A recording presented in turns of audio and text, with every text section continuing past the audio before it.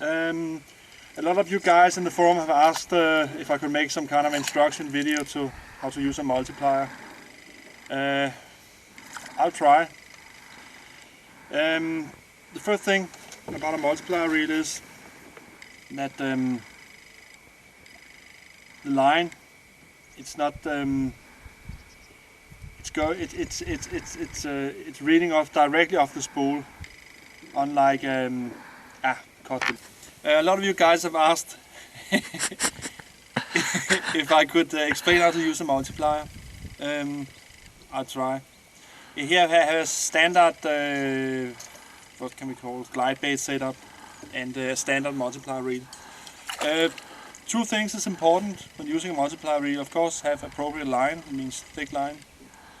And there's 3 brakes. There's an internal centrifugal brakes. It can be adjusted as well.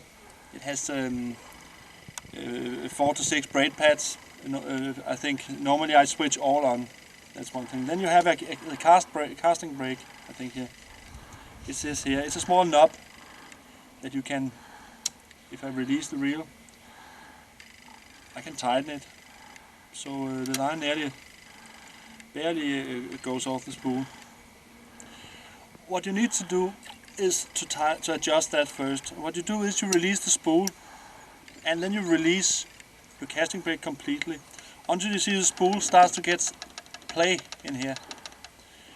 Then you tighten it again, just until you have reduced the play. Like that, you have a maximum spool, and it will break. You will still have sufficient braking power for your casts. So let's try to see if this works in practice. In the beginning, try not to, how you can say, whip it, because you will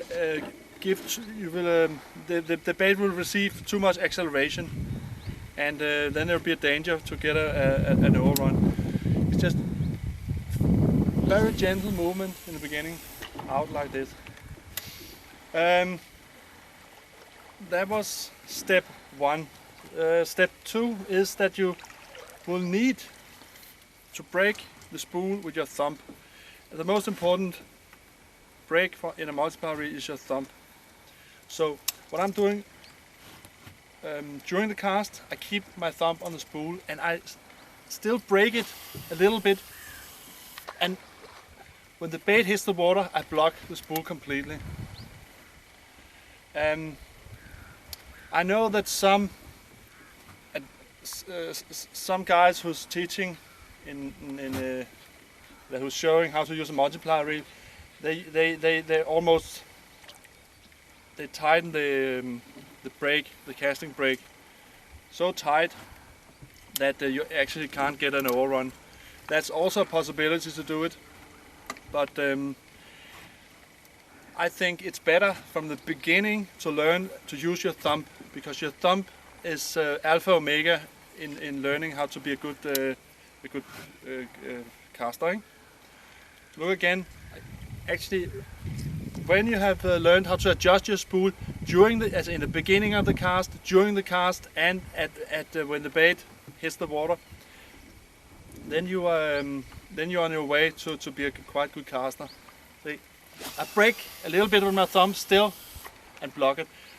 So actually I have my thumb on the spool during the whole cast. And even if you don't dare to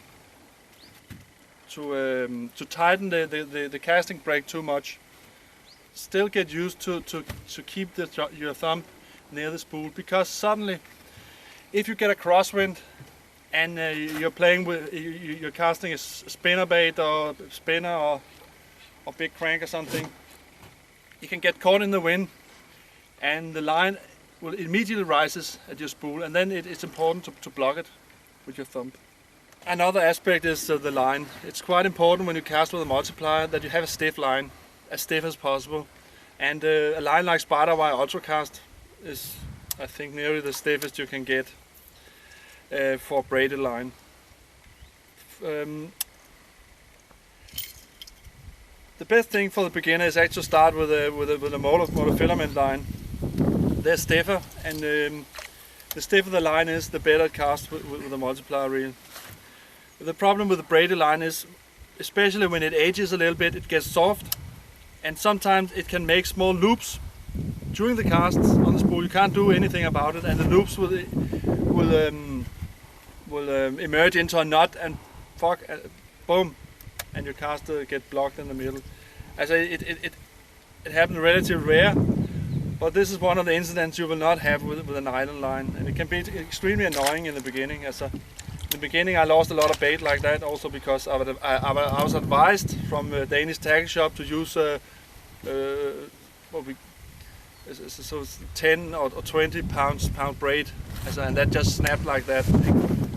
But of course that's what they want. Then you come back and buy new baits. But